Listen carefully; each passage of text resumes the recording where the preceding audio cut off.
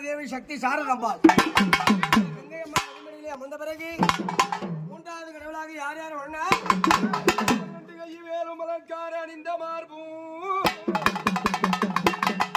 முகமும் வெண்ணீரும் புனைந்த மையும் ஜெகமலாம் படைத்த சிவ சுப்பிரமணியா சரவண பவா கார்த்திகேயா முக்கண்ணார் புத்திரணி வேளா படிந்தோ பழனி வேளா இது சமயம் அடியார் ரட்சிப்பாயி